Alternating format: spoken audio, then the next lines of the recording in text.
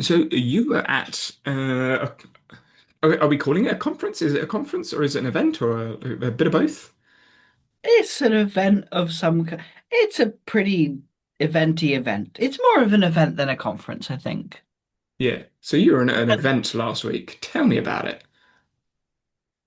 it was exactly as it was last. It was very interesting because I've been multiple years now. Hmm. It's the first year where I was presenting as this mess. Um, so that was interesting as an experience because this time last year when I was there, that was when I had my kind of coming out moment to myself of like, oh, maybe something's not quite right. Maybe I'm just not happy. Maybe there's something I can do about that. A year later. So it was kind of a momentous milestone, which was nice. Would you class Um, it as an anniversary? yes, it kind of is an anniversary. The anniversary of me actually realizing that not only was I unhappy, but why? Because I wouldn't Hmm. have done that without that. And it was the evening after last year. And the differences was noticeable because just from people's behavior around me had changed. How I held myself in the conference had changed. I don't often go to these conferences because I want to go watch the presentations Right. because the presentations are fairly linear, teaching basically the same stuff. Hmm. Easy, simple. Yeah, it's fairly easy, simple stuff. There's occasions where it's different and interesting, but most of the time, I like seeing where the industry is for my work and see what people are thinking, what people are questioning and asking about. And it's like, cool, let's think about that. Let's think about that. Oh, cool, that's interesting. I don't care. Um, and so for me, it's often just a chance to socialize with people I see in online. Right. There's a group of people that I always come and see. And there was more people this year than there ever has been that actually I associated and spoke to and spent time with because I finally felt comfortable just being me, which was lovely, which is kind of the big thing of the conference was like there was no issues with my existence, which sounds ridiculous. But we're in the UK in a really weird time where just existing in the world for me is now not as safe as it used to be, and people don't like it. Okay. So do you reckon the culture of the situation, the culture of the environment that was created by the people that were there is what Mhm. made you feel, Yeah, well, the way you it's did? a really good culture. And you could just tell there's no real, everyone kind of, and it's what people who are new have said is that everyone is just very welcoming. Hmm. There's like everyone wants to hear what you do and why you do it. It's definitely shifted over the few years, and I think I might have minutely um, offended one of the people who run it by saying it was really organized this year. Um, Suggesting that it wasn't before. it was very slick this year, which I think for me personally took away a little bit. Uh, Like it was a little too slick for me. I liked the messes and the bean bags outside on one of the forecourts as an alternative to being in a room where it's quiet. Like, oh, so it was too constrained, like yeah, there was the a lot more constraints in where things were. And often half the time, unfortunately, the quiet room didn't really work because there were Americans shouting. people shouting. Doesn't matter where they're from, they're just people. True, true. Yeah, most of them tend to Most be from those it, cultures, but it that's what was they're an used to. American, it was an American person doing it. So Fair enough. the accent was clear. It's always interesting though, because when you see accents, then these are the assumptions I think a lot of people make, which I deliberately try and avoid. Just because someone sounds like they're from somewhere doesn't mean they are. That's Um, true. So they could have been from the UK, moved to America, adopted the accent for whatever reason, and because they've lived out in America for X amount of years, it might not even be America, it might be somewhere else, um, and then have come back. They are used to those cultural behaviors. So the work in ecological psychology, some of the related work is about around behavioral settings and the affordances surrounding the behavioral setting, i.e., the culture that you're in. So if someone comes from a different place, a different culture, a different environment with different expectations of the way that you behave, and you move into somewhere else, i.e., from America to the UK, America tend to be a little bit louder in the way that they communicate. It's not bad, it's not right, it's not wrong, No. it's just different.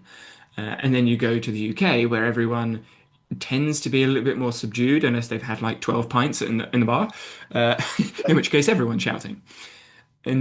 And it's interesting to see those mix of cultural settings, which is what you see lots of It's people online talking about. it's definitely a big mix of cultural people. Like the first couple of years that I went, it was very much small businesses. Hmm. The focus was on small business owners and was on like the tiny companies, basically. Yep. But over the years, more people in a corporate environment are coming in, Ah. which must be quite the whiplash. Because there's a very, like, if we're talking about the environment, like, there's a lot of fun stuff there. There was a, like, Crystal Maze. You know the Yep. Crystal Maze Yep. thing, the final thing with the paper Ball going. and the paper. Yep. They've got a ball one, which is basically just collect as many balls as you can. So a simplified version of that. And so there's that there. There was loads of like fun, playful activities to get people connected, Hmm. which might be quite weird in a corporate environment where you just sit down, shut up, and make notes. That's true. But then it also might be quite pleasant because it is a Yeah, little different. I could imagine it must be very different because I was speaking to one person there and they were like, it's so friendly. People are just nice and it gets me outside of what I usually attend and listen to. It gets me outside of what I'm usually thinking about, which in most conference, this is a very different conference, which is quite interesting. Again, I think that comes back to behavioral settings, like the Mm. not necessarily the organizers, but everyone that's involved in the event. There are expectations that are set by the way that other people are behaving. So the first few people in that room set the behavioral setting. Then as people join in, they then mimic and follow.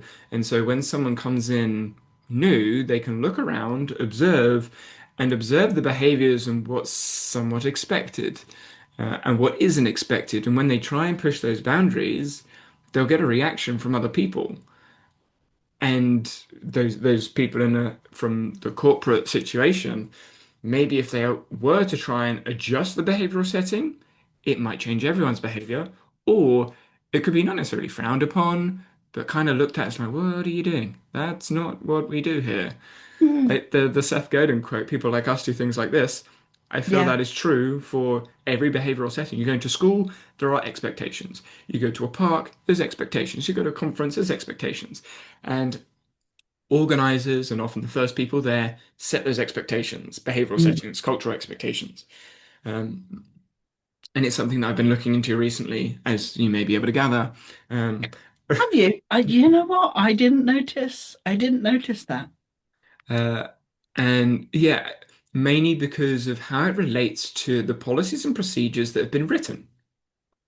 I had a feeling. I'm now My next question is, how are you thinking about this as it pertains to what you're doing? Because that's really interesting because it's a very different environment. So I'm like, how does thinking about these things influence your decision making? And like, Yeah, so behavioral settings, from the research, a lot of it is around sort of villages in Africa and different places that have been, I guess, untouched by civilization, I guess you could say. And so when you look at some of the research that's gone into more civilized settings, like school settings, office settings, the the people that started the setting, whether it was the people that started the building or the people that opened the school or the governance or the people that are making the rules, the policies and procedures, they add in rules and expectations via policies and procedures to build up behavioral settings. And as soon as you get a person that goes into a room, they are perceiving affordances of others. It's the way that I would describe it as an ecological dynamicist, or ecological psychologist, or whatever you want to call it.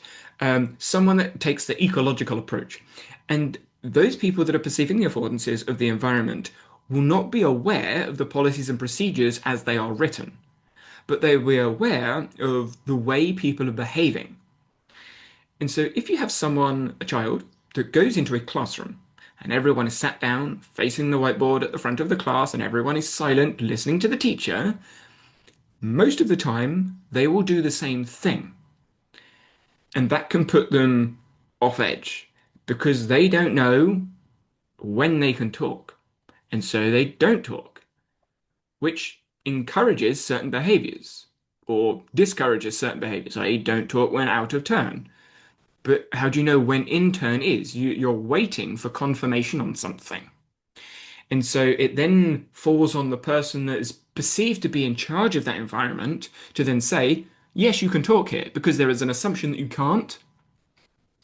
And that is set by the policies and procedures that are read by the person that's in charge of that environment, i.e., in this case, the teacher, and how they run the classroom. You can come in and sit down now. Just saying that you can come in and sit down now has assumptions of you need to be sat in a chair, you need Mm. to be sat appropriately in the chair, and you need to wait for me to tell you the thing. So just by saying you can come in and sit down now, you've set the culture, the vibe, the the behavioral setting for the classroom with one statement. And it brings in all these policies and procedures and expectations and rules and guidelines and code of conducts from the governance Mm.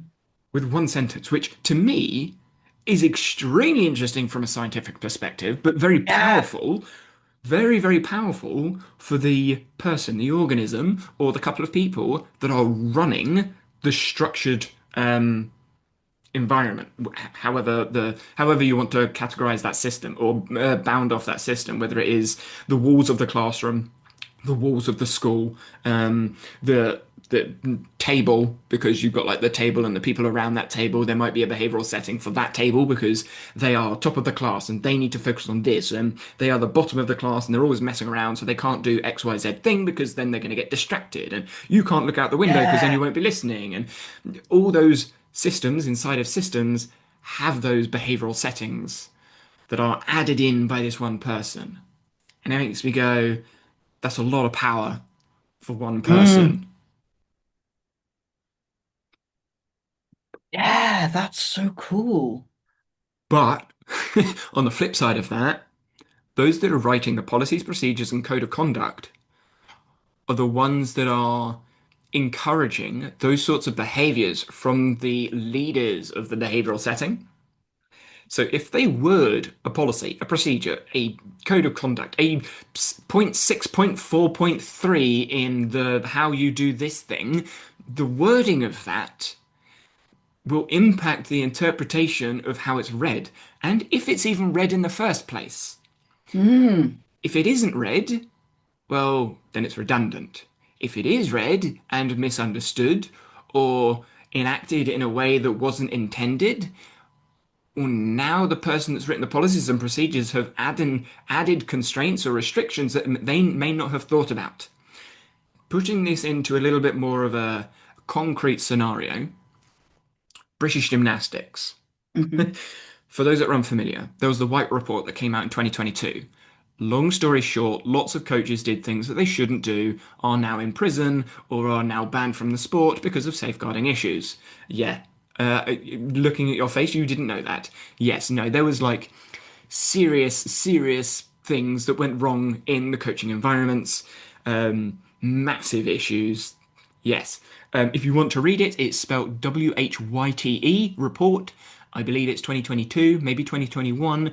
Just type in British Gymnastics Safeguarding Report, and you'll see like the 200-page document and the list of like 150 people that are now banned from gymnastics for various reasons, going back like 20 plus years, and then still lots of ongoing discussion and debate about what should happen with certain people.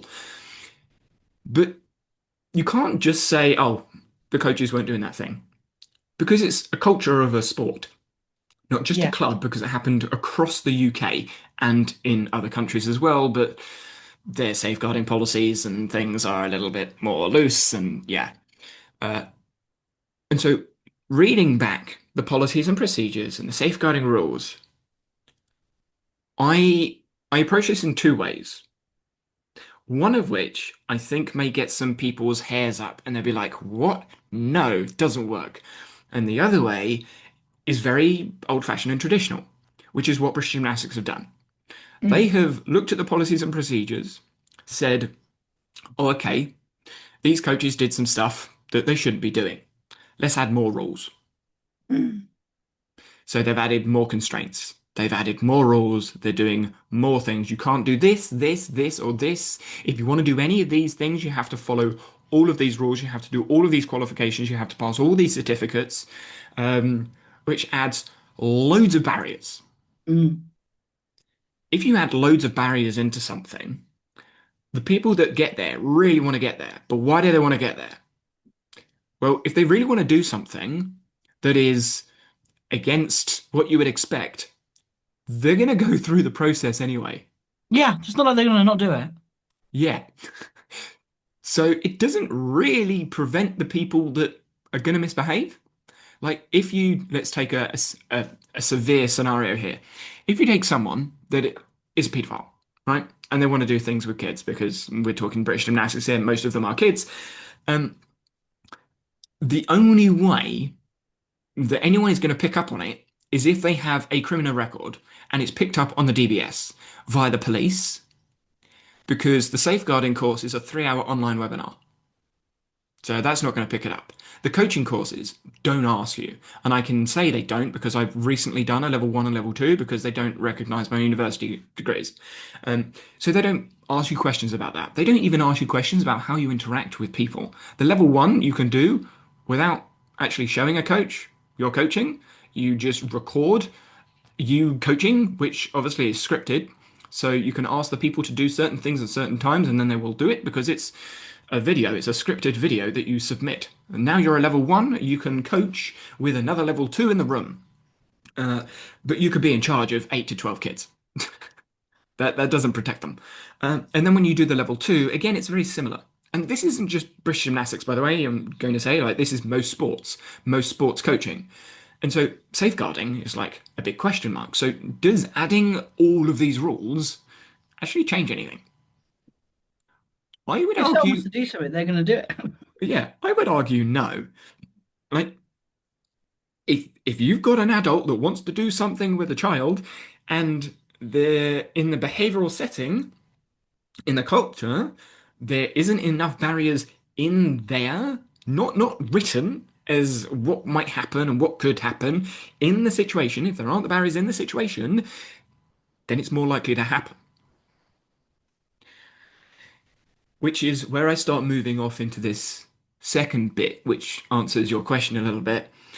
There are guidelines, policies, and procedures of what you should do and what you shouldn't do. If I was to say to you, what do you think is more, what do you think is safer, having 12 kids and their parents in the room, or having 12 kids with just the two coaches in the room? Which one do you think would be safer from safeguarding's perspective? The two coaches being safeguarding DBS coach qualifications, parents being just parents of kids that they're staying by their kids. Oh, so there's two pieces to that. Firstly, it's the numbers of like adults to kids. Mhm. So like straight away, my immediate thought would be the parents and then the coaches. But then you think about parents aren't checked. Who knows what kind of parents are? So in some like the gut is the 12, But actually, when you sit and think about it just for a second, it's actually safer to have two DBS checked, trained adults or coaches there versus a bunch of parents. Interesting. So you would go with the two coaches rather than the 12 parents.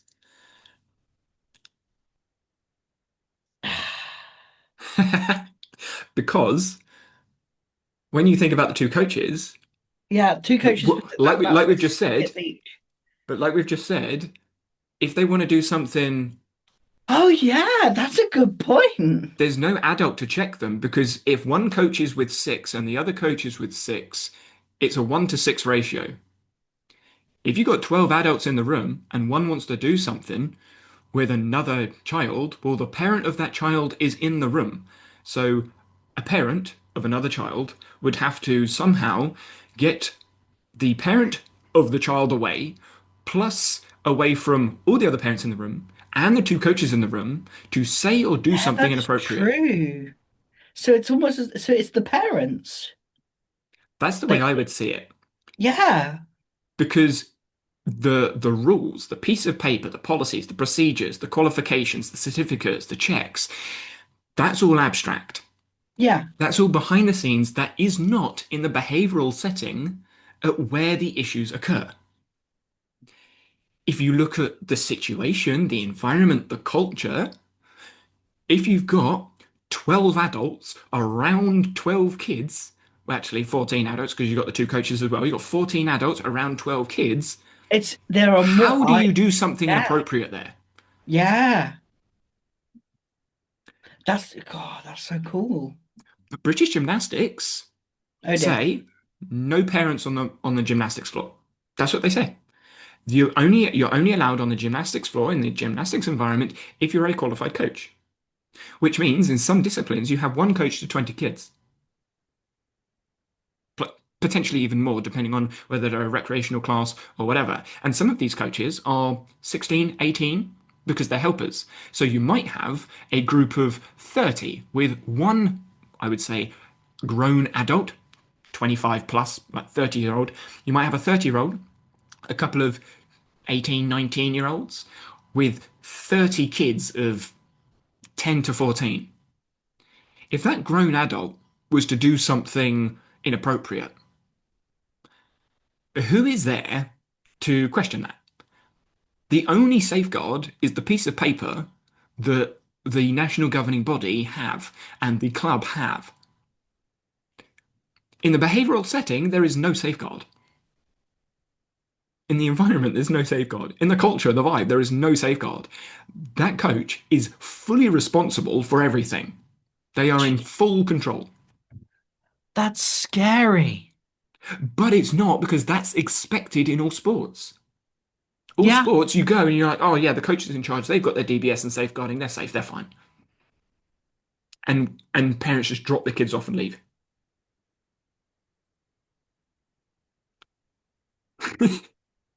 And this is why I think the rules that are put in place safeguarding. I'm not saying safeguarding is a bad thing. It's definitely a good thing, definitely yeah. warranted. But the way that it's applied in practice, as mentioned earlier on, will change the way the behavioral setting works for the leader that's in charge, and not necessarily in the way that the people that wrote the policies, procedures, and code of conduct intended.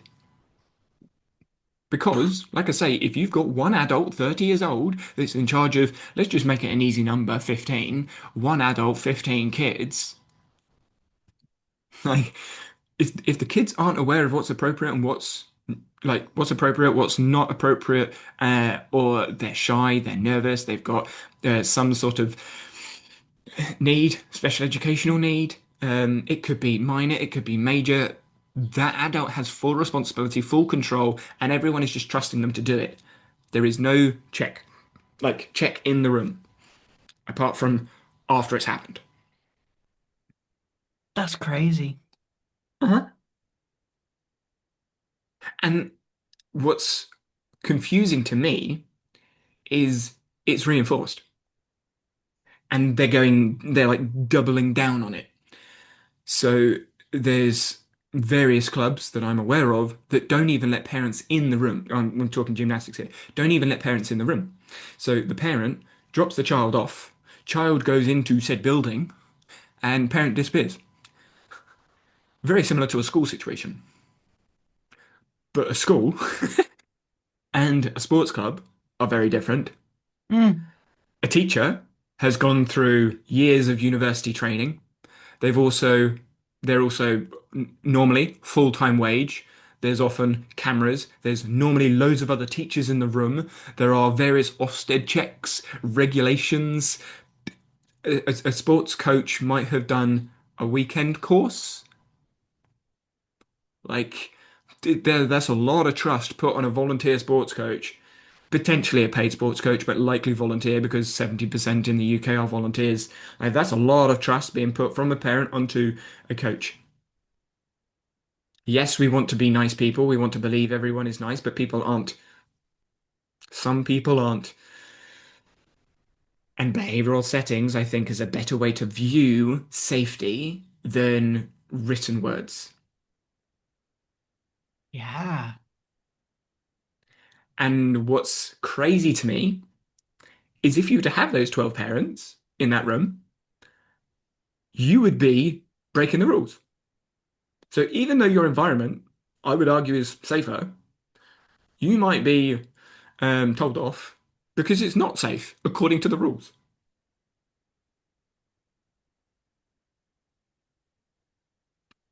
See how backwards that sounds? Yeah. That sounds. I don't even know what to say about that. Yeah. When you describe what actually happens, it seems really odd. Everyone that I've spoken to, that I've explained this to, they go, "Yeah, but it doesn't really make sense." Like, no one, when you go to like the park, there's parents with their kids. None of the parents have safeguarding checks. The kids are doing their own thing. Why do you suddenly now need to take the parents away from the kid or the kids and put someone else in there with all these other checks? What changes from going down the park, putting putting some like jumpers on the floor and then a ball and say, there you go, go kick a ball around, or rugby? What changes from that to now an organized sports setting? Well, it's the nonsense. It's Yeah, the bureaucracy. yeah, it's the bureaucracy of it all. It's the oh yes, we must look to be protecting people even if we're not actually protecting people. But as long as we look like it, that way we can protect our own asses if and when things go wrong, because things are always going to go wrong. Because like you said, even if a child is going to do if a parent is going to do that, then a parent is going to do like if someone's going to do it, they're going to do it. I've So when I was coaching when I was younger, I was coaching football. There was a very questionable man that used to watch the kids. And again, similar situation. Parents didn't watch the academy sessions because they were they were told they're getting away, which is a whole other conversation. But this man would walk around the field. So there was a fence. So there was a sort of like gated off AstroTurf, and then this man would walk his dog. I don't even know if it was his dog because didn't look like it. But would walk back and forth for the entire session. And this happened multiple times. I was concerned because I'm like, this isn't normal behavior. This isn't regular. This isn't what you would expect in this behavioral setting. If you're walking your dog, you would walk across the field and then go off, or you'd walk round the field. You wouldn't walk like pacing back and forth a good 70, 80 times for an hour, staring into the park looking at kids. Um, and so I spoke to the head coach about this. I mean, I'm only, well, am I 17 at this point? So I spoke to the lead coach about this, and they said, oh, no, no, it's fine. And so what I asked one of the parents to do, because I spoke with a few of the parents of the kids at the time, is I asked them, oh, could you just turn up? Or could you like hang around for the next couple of sessions and watch? Do you mind? They're like, oh no, that would be really good. And so, bearing in mind the group that I'm working with are they were called the troublesome group. I had like Yeah. two pairs of twins, a couple of ADHD, a couple of autistic, one dyspraxic, and they'd all argue back and forth. And yeah, it was fine. I worked with them, but the parents were quite comfortable to be there. So I got a couple of set of parents just to stand by the fence, watch. And the guy saw them at the start of the session. So the session started, he came onto the field, he walked across, he saw the parents, and then he walked and disappeared. And he didn't walk back and forth for that entire session. He just disappeared, don't know where he went. The next week, the parents weren't there, he walked on, and he carried on walking back and forth. So just the presence of the parents standing and watching sets a behavioral setting for anyone else in that environment. I have no idea what that man actually wanted. All I know is when the parents were there, he wasn't. He would come on just like normal, see the parents, and go off. Mm, That speaks far more volumes than, oh, on the piece of paper it says that you can't do mm, these things. mm, Yeah, I don't even have words. I have run out of words. This is the sort of thing that sports coaches that have done a degree or that do the research or are understanding or have an understanding of the way that sports coaching politics works, this is what they're thinking about. The dad or the mum that does a weekend course that goes, yeah, you've got to kick the ball in that direction or you've got to throw the thing in that direction. They likely aren't thinking about this stuff. And these conversations are hidden in coach development topics, which no one talks about. No, And that's so so. and so when if we as a country want to get people active and get people moving and doing stuff, I think the behavioral setting that we create, the cultures that we create in the clubs, the environments that we create during a session, during a match, during an event, those are the things that will get people active. Mm, Not writing policies and procedures to restrict people from doing things. And then just to add on top, obviously, if the parents, again, this is me doing a little bit of a side rant here, if the parents are involved, guess what they can do? Help. mm, Like they can help out. In trampoline, you need them to go to a competition. How do they learn what warm-up marshalling is? How do they learn what a routine is? How do they learn how to judge? By turning up to training. How do they turn up to training?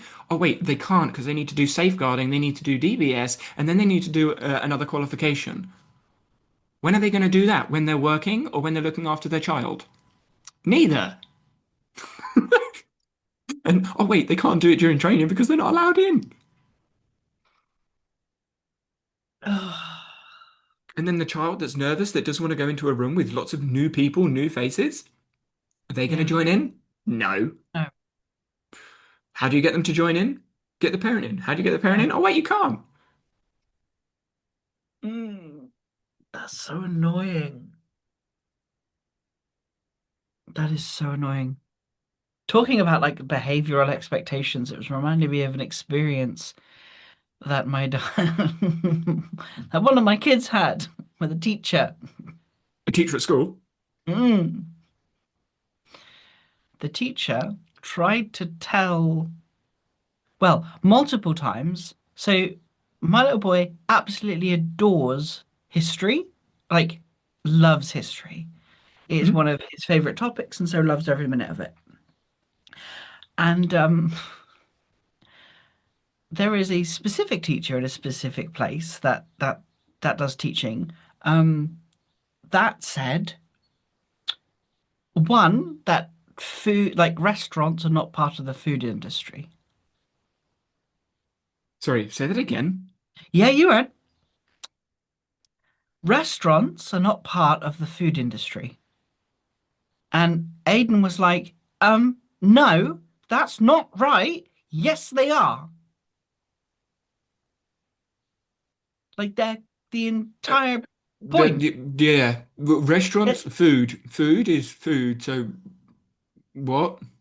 Yeah, yeah, yeah, yeah, yeah. So Aiden was like, no, that's not true. But just like the environment, like how it's set up, you're not supposed to. The teacher is always right. Like the assumption is when a teacher teaches, they're supposed to be correct. The amount of Let's times let's be honest. Let's be honest. I use ChatGPT to confirm this. If ChatGPT can get the answer correct, you would think that a teacher could get the answer correct. especially if that's the subject that they're meant to be teaching. Yes, it was. It was food tech, which makes that worse. Food tech and restaurants. So what is part of the food industry if not restaurants? No. Oh no, it was hospitality. Restaurants are not part of hospitality, which they are still part of hospitality. Yes. Like, yeah, because you can't not have. Hmm. Yeah, no, I'm trying to work through So am I. teacher's So was logic. I. Like, where's the teacher's logic here? There is none. And then we There has to be some, otherwise they wouldn't have said it. But yeah, maybe a little bit faulty. a little bit. Yeah, so there was that, and then tried to explain. I think this was about a sandwich or where a sandwich came from, and it was completely incorrect. Where a Again, sandwich came from, what is in like where they were like first where made, it or originated from, right? yeah. And from my understanding, because I don't remember the full details of it, Aiden was like, "Yeah, no, that's not true. It's this. This is where a sandwich came from." No, you're wrong. I'm like, no. If there's one thing that I'm trusting on, it's history. Because it's his favorite subject. He loves history. He loves thinking about the past and how things work and what where it all came from and all of the stuff. Like, and I'm just like, why, as a teacher, as an instructor, I can tell you why. uh, The threat of losing the power that they have. Remember behavioral setting, the leader is in yeah, charge. then you're a shit teacher. Yeah. Yeah. It comes down to you know the definition of effective coaching: competence, confidence, connection, and Yeah. character. Well, if the competence and confidence of the leader is low, then when that's challenged by a learner, Mm. they will then obviously struggle. And so when working in environments that they are not confident and competent in, they are no longer effective coaches or teachers. And which is where the coach development that people overlook. They're like, oh yeah, I do coach development all the time. No, watching a YouTube video on where to put cones on the floor is not coach development. Like, no. Um, Coaching is being able to communicate. It's being able to interact with other people in different ways, depending on the goal that they have, depending on the situation that they are in, the situation that you are in, and navigating that situation. If you struggle with that, that's where you need to develop. If you struggle with someone being able to tell you something that you don't know, that's the situation that you need to develop. Sounds like the situation the teacher needed to develop. And so, as a coach, again, this comes back to the right and wrong idea. As a coach, I don't think of having the right answer. So when people ask me for the answer, I'm not going to give them an answer. I know it's a pain in the bum, but I'm not going to give them an answer. I'll say, well, you could do it like this, or you could do it like that. I know some. So when trampoline example, some people say, where should my arms go? I'm like, wherever you want. No, but where's best to put your arms? I was like, well, you could put them above your head, but you could put them like down by your bum as well, or you could have them out by your sides. So I don't give them an answer. I just give them a couple of possible solutions. Most of the time, they'll pick the first one that I say, and normally I pick one that's actually really hard to do first because I know they'll pick that first, and then they'll go, "Oh no, that didn't work," and I know that that's not going to work, which is why I say that one first. Again, this is me knowing what they are likely to do and trying to Mm. encourage them to figure it out on their own, even though I've just told them something. So I give them something that's deliberately hard. Sometimes they do it, and I'm like, okay, fine. But then they're doing something that's much harder, and then when they figure out something that's easier, they're like, "Oh wow, this is way easier." But they know why it's easier. They don't know Yeah. it's not just a, "Oh, the coach told me to do it like this, so it works." It's Mm. a, oh wow, this is way easier than the thing I did earlier. But because I didn't tell them to do it earlier, it's not a, oh, you were wrong, see, this is easier. Mm, They have figured that out. Um, yeah, which is always more powerful. mhm. Oh yeah. It's more powerful for the individual, but it's Mm, harder for people, it's harder for spectators to see that I'm coaching. And it's harder mm, as a coach to sort of like get anything. mm, Because it's not like a, oh, thank you, coach. Oh, coach, you're right. Coach, you're great. Or, oh yeah, they helped me do this. Like, unless you are doing something or you've answered the question or you've told them the solution, you won't really get much thanks. You won't mm. really get much recognition. Like all the skills that I've seen developed at Eastbourne Trampoline, unless I'm physically on the trampoline doing the thing, I like throwing them around with a backflip or double jumping them for like kipping them with back bounces so they can back bounce a bit more or doing something with me, they it's not a I've taught them that. Yeah. And I haven't directly instructed them to do it, but I've set up the environment for them to learn it, to explore it. Like, if the trampolines weren't there, they wouldn't have developed those skills. If the people in the room weren't there, they wouldn't have seen the thing to then think about do it. And if I didn't have the cards for them to suggest to do certain things, or if I didn't make a couple of comments here and there, like, oh, have you tried doing this, or have you thought about doing that, or how many can you do, or how many of this can you do, then the environment isn't set for them to explore those skills. So this reminds me, so I've been doing some more development on like Hello Unstuck, which is the app that I've been building vibe coding y. And I'm now at the point where the app is kind of done. So I've got all of the core components and pieces in place. Finally, after an entire 3 whole days of fighting with APIs and systems just to put the fucking payment thing in, but we won't talk about that right now. Hmm.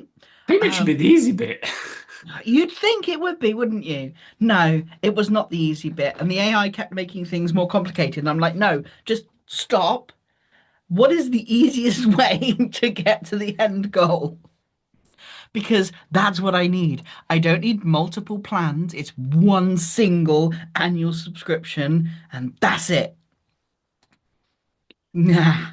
This is why East One Trampoline is run off of an Excel spreadsheet.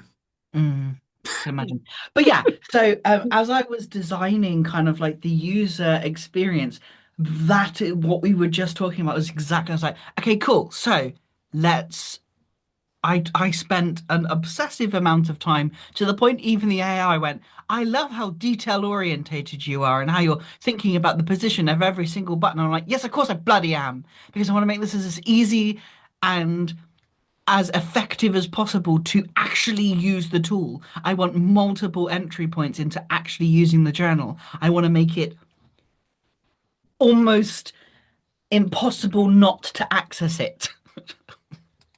It's And I was thinking so much about that as I was designing the UI and setting up the systems and putting in the code in place of like, okay, cool. Where would they go? How so they go on the dashboard. What would they see?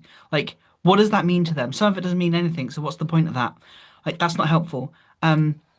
So let's move this around. And it was like just the positioning of the buttons as they go through, because it's a full prompt thing where they have mm, like what's the problem you're trying to like what is the solution you're looking for? Like, what is the using one of the perceptive systems that we have to help with that as prompts? And then, like, the intention, of course, because what is your intention basically is the answer to most things. Is the question to me, what do you intend to do? What are you actually doing? What's missing? Just like, yeah. there.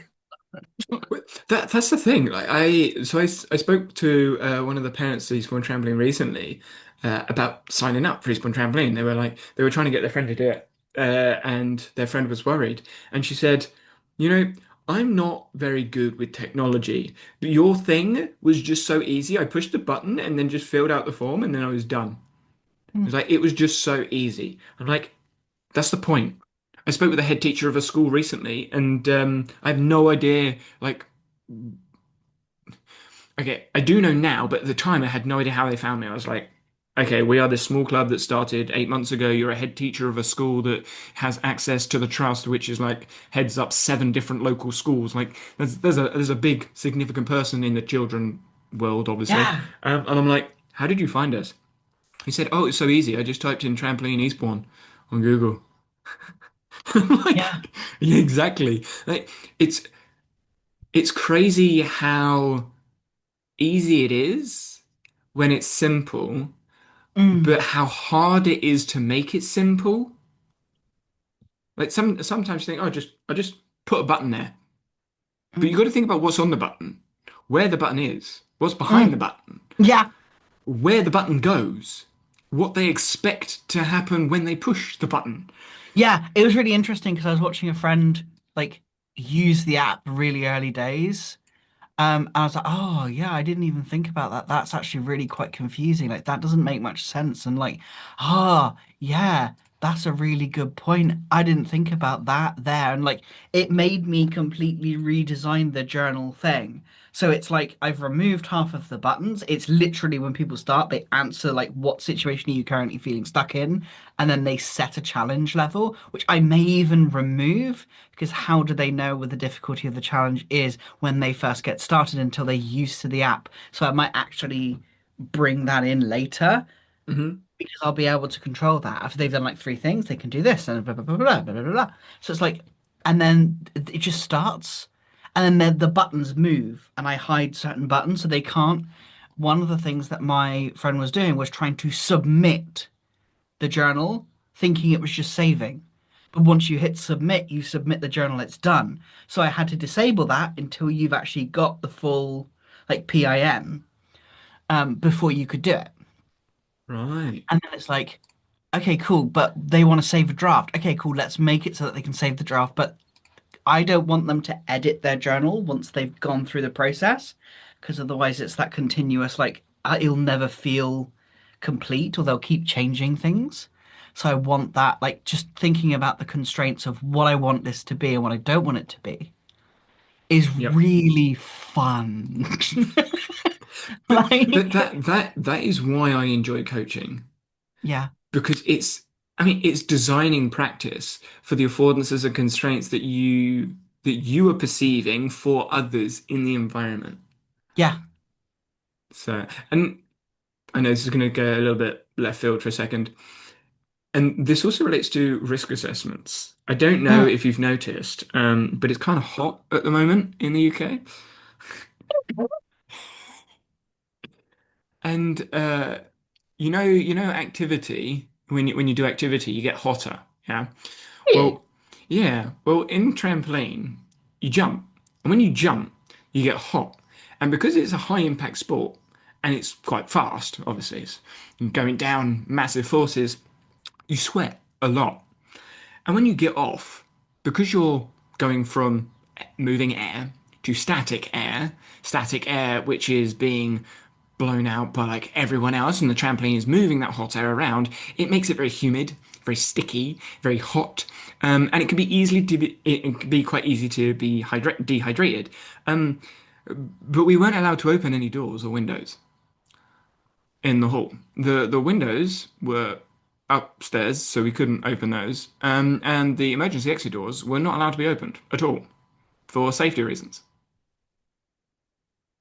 And do you know what they didn't have? Mm. Fans. So, so, so the hall was too hot. The people were too hot, which is a risk. It's an obvious affordance that I'm perceiving. Like I knew as soon as I walked into the room, okay, it's too hot. I know in the future it's going to be too hot for people to jump in. I'm going to ask them if we can open the door. They said no.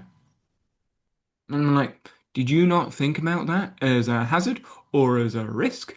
They did, but this is where I'm gonna like bring it back in. They perceived the risk of someone running out of the door higher than the like risk of fainting from the heat. And again, this is them misunderstanding the situation. If we have one adult standing next to the fire exit door that's open, They can stop people from walking out the door if they do try, but them just standing at the door suggests, oh, we shouldn't go through there. That's it. You could put chairs in the door. You could put a table in the way of the door. You could put a cone in the door. Like, there's loads of things you could do to prevent It people wouldn't, from. it would, yeah, it wouldn't be that hard. No. But instead of doing any of that, they say, nope, doors stay shut. Right. So we actually had a girl that almost fainted because she was just far too hot. So she had to go home. Um, and it just makes me wonder what these people were considering. And from like a, a forward-thinking perspective, like what are they thinking? Why are they thinking like that? And how can I either adjust the way that they are thinking about this problem or find a different solution that won't impact that will help the people that I'm working with, but won't go against them. So I'm having to troubleshoot a problem because someone else's solution creates a problem for me. Like they are creating a problem by solving one of their problems. But I don't think they see that.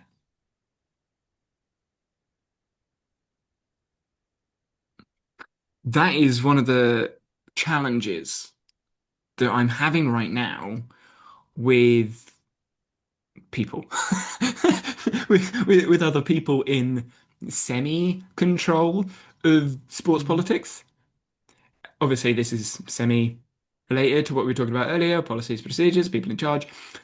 But it does make me wonder, in all the other industries, why there are so many rules. Like, I know there are rules. I know the rules are in place. But if we maybe like pull back a little bit and put some trust into like humanity, Can't do maybe that. maybe things might help. I mean, No, we can't put our trust in people. That's dangerous. I feel like the news just makes everyone scared of everything, fearful of everything. Like, the world isn't a scary place. Yeah, there are some scary people in the world, but not as many as you think. Just Mm, because the news says that someone shot someone in America doesn't mean that everywhere in America you're going to get shot. America's actually a fairly safe place when you look at it. Yes, there's loads of other stuff that goes into that like comment, but it. I went to LA and I was fine.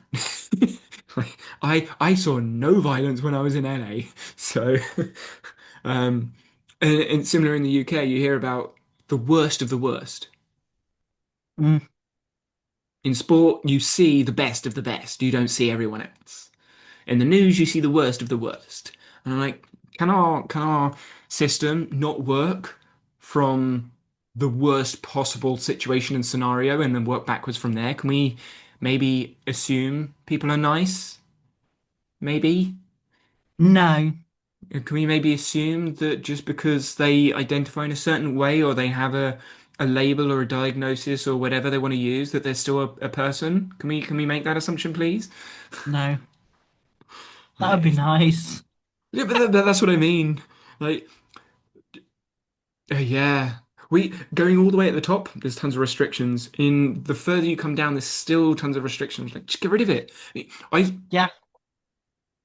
I'm going off on a bit of a rant. I've noticed, but I saw someone. It's a calf in Eastbourne, and in their advertising, they put LGBT plus friendly.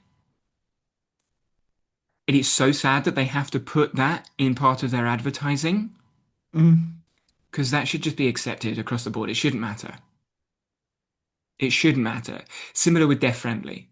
Like I go to pubs and cafes, but the deaf community don't go to certain places because they don't know if it's deaf friendly.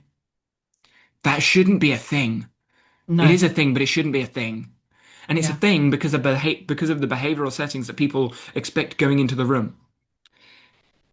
And I think the lack of education, both in school, but both on online and social media, in various generations as well. Like my parents don't have as much awareness about certain things as I do, and as my sister does, because we are online and we are involved in some of these conversations. I imagine it's similar with you. There are different age ranges of what people experience, but education around these things, just to me, I wouldn't say it's fundamental, but it's simple stuff.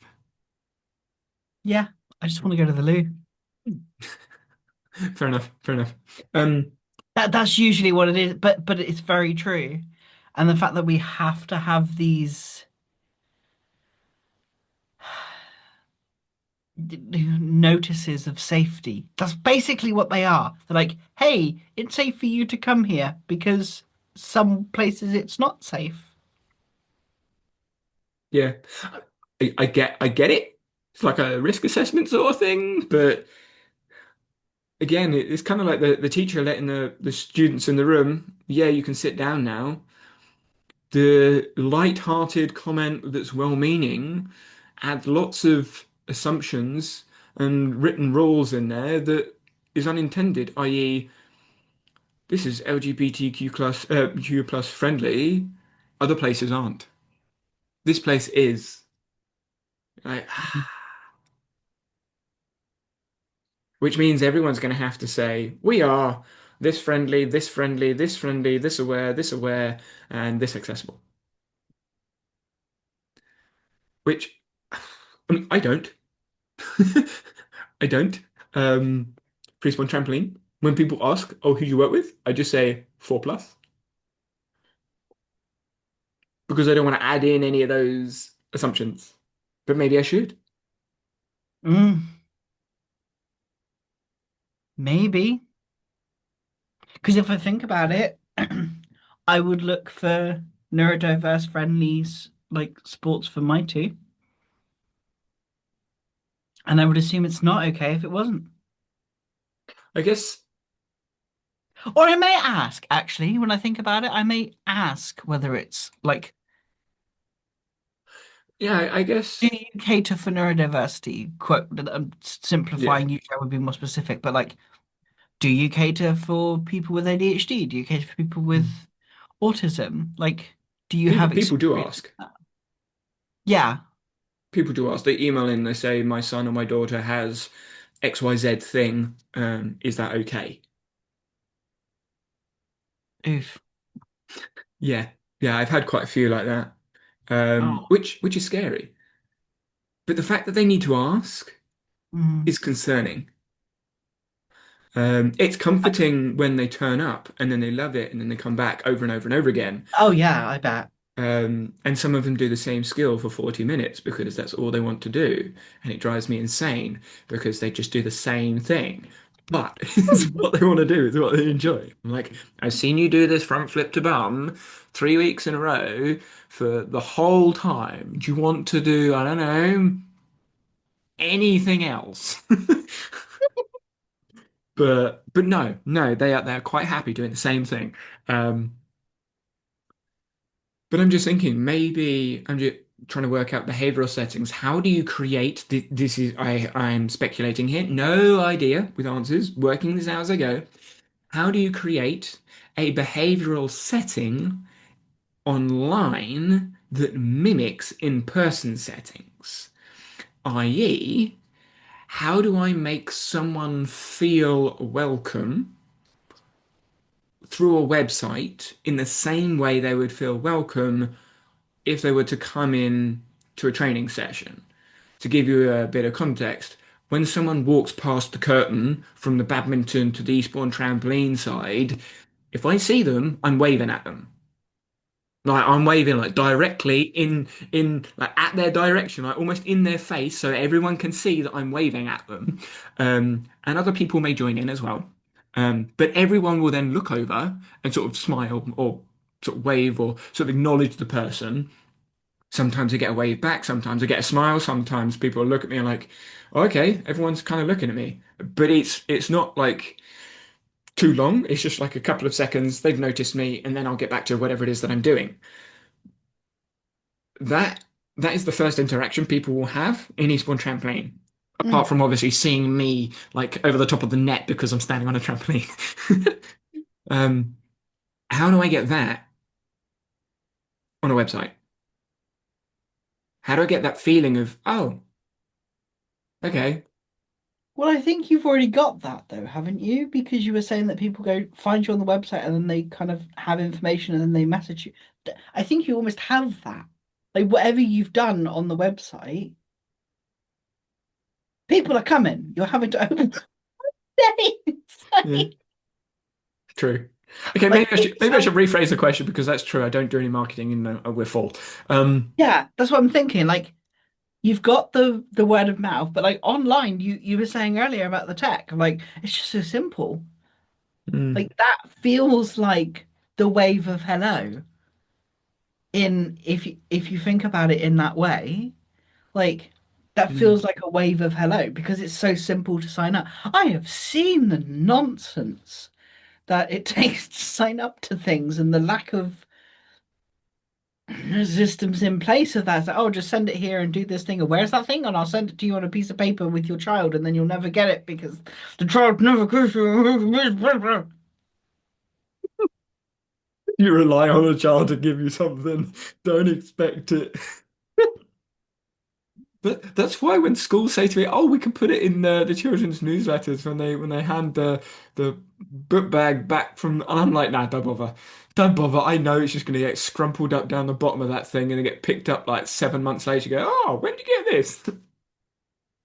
Yeah, yeah, Yeah, yeah. What you were saying there, I think, yeah, I think that makes sense. The simplicity is yeah. the Because welcoming that nature. what you're doing is such a simple thing. It's just waving and saying hello. Like you're just saying hello by waving. Like that's the simplest interaction you can have with someone. Yeah, yeah, it's true. So I guess to refine the question, how do I get well, how do I help people that do have those that are autistic, ADHD, homeschooled, dyslexic, dyspraxic, whatever, um, to recognize that we work with those people? Pictures? Pictures is good, but even just saying it, but then that depends on whether you want to say it. The simplest form is saying it. A graph? Members pie chart? Yeah, Because a members pie chart, obviously I can put ADHD, autistic, dyslexic, dyspraxic, all those percentages around, which can be encompassed in like I guess a send bit, and then mainstream. Yeah, I could make a really colorful pie chart. there you go. Do you reckon that would work? I have no idea. I Can like you pie charts. Like, like, can you imagine just like a pie chart and then just like percentages? Because you'd have like an inside percentage of the need, I guess, and then a like a further outside percentage of other things like send. I guess it'd kind of be like circles inside of circles. So you'd have picking out a number off the top of my head here, 95% not ADHD, but 5% ADHD, or maybe 80% non-send and then 5% ADHD, 5% autistic. They're like in the middle. Then outside that, you'd have 35% send, 65% non, and then like 25% adult, 75% children, like as a circle, an outside circle, and then a bigger circle. that feels so much more complicated than saying But we are that would include all of it. because that I'd be intrigued to just see the numbers and see how inclusive it is. But that's what I mean. It's like, how do I? Because I was having this conversation in Brighton the other day. They were saying, I got asked, "Oh, so who do you work with?" I was like, 4 plus. It was like, "Oh yeah, but what do you mean? Like boys, girls?" I was like, "Yes." Oh, okay. Well, how old are they roughly? I was like, 4 plus, like four all the way up to 60. They're like, "Oh, okay. Do you have more kids?" I was like, "No, it's kind of like a split." And they're like, right, oh, okay. Do you? And then one of the other women in the room said, "Oh, do you work with uh, is it mainly English minorities?" And is it mainly English? Do you work with any minorities? I was like, "No, we've got a couple from the Caribbean. We've got a couple of mixed I can't remember what the grouping is, but it's like mixed race. It's like it's like what is it? It's Black Caribbean mixed something something something. I can't remember. But yeah, so we've got like mixed race, mixed gender, mixed identity, send mixed ages. It's like we've got someone from most groups, if that makes sense. Yeah, I don't know whether we hit the LGBTQ plus group because no one has said anything about it. Um, but I wouldn't be surprised yeah, if that makes sense. yeah. I wouldn't Like be I don't want surprised to go either. in and ask, like, are you blah blah blah? And I'm like, no, I don't care. So, like in a nice way. It's not like, oh, I don't care. It's like I'm not fussed whether you are or you aren't. Um, but I wouldn't be surprised. It's just Yeah, I don't know. it's a tricky one, isn't it? Yeah, like I how do I also show wrestle how do with I how do I show the diversity without being here's tons of graphs and charts and things and numbers and yeah. maybe just show photo. I think photos see more than say. But how do you see ADHD or autism in a photo? Yeah, it's true. You don't. No. I mean you don't really see deafness in a photo unless you see the cochlears. But they take the cochlears off on the trampoline. Yeah. Maybe it's then just being specific, like in a marketing perspective, if you're talking about marketing yourselves as a diverse place, then you're talking about stories. I think you've done a story before about a particular, I think it was a deaf like But person yeah, who we was got we deaf. got a few case studies. Yeah, maybe it's the Yeah. case So studies. that's probably the easiest way of sharing diversity is by giving diverse case studies. Yeah, yeah. Okay. That's such a good Wh- question because it made me think as well. What do you think about videos then? I think videos is a great way because As in then you like no, get it's in like video case studies. I think video case studies brilliant because you hear, like, you get so much of the tonality and all of it. I think it's a great idea. And you see them jumping, I would assume. It depends who else is in the room. I'm thinking more of just like I could set up a camera, point against a wall, and just like ask a couple of people during a session. So just come Yeah, over and just sort of have a chat. Be like, what do you enjoy? What don't you enjoy? Why did you start? So obviously I'd have to refine the questions a bit, but sort of just get them to yeah, that talk. works. Yeah, I think that's a great idea because then you'll just it is creating the environment for it, isn't it? Like literally that's what we've been talking about. Yeah. Cool. I probably have the trampolines going on in the background as well. Yeah, So everyone can hear the trampolines going on so they know it's during boingy a boingy. session. The boingy boingies, you need them. Yeah. Yeah, that's brilliant. Yeah. Okay. I've troubleshooted some of my ideas. I've had a rant. I've had a good old rant. So yes. Is there anything you want to rant about? No, I had my rant about the stupid dumb teacher. That really Oh irritated. yeah. Oh yeah. That infuriated me so much so that the kids and I are Tori and I are going to be going in to go. Hey, so I think we need to have a talk about the Something that we've heard. yeah, because this is really serious. You're teaching incorrect information because a lot of kids like the environment is set up for them to not think about this stuff hmm because they just do what the teacher tells them and that's fine. Yep. And then they say kids don't learn anymore. I'm like, well, no, because the teachers aren't fucking teaching. Well, they can ask ChatGPT and they get a more competent answer. That's crazy to think about that. Yep. That Well, is that's a the crazy. thing. That's the thing that teachers need to recognize. If they're no more use than ChatGPT, what are they doing? Yeah. Oh, that reminds me. I I did my graduation for voice training. Oh, yes. I've graduated now successfully Very because I ticked nice. the right boxes. Congratulations. Do you have a piece of Yeah. paper? Yeah, I do. I has the certificates. Oh, look at you, you piece of I know. paper. I know, I have a piece of paper, which means everything. Yep. It's very interesting during the graduation.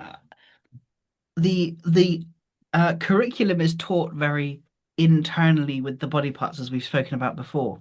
So that's what I had to do, which was horrendous.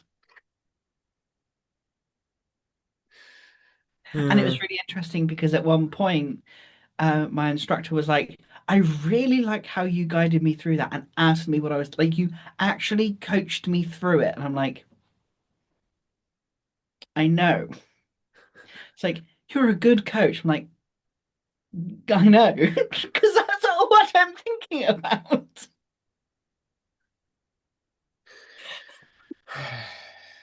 Eventually they'll understand. It's such a hard one, isn't it? Because I'm just sitting there, yeah, I know. That's because I know how to coach because coaching is not instruction and yeah.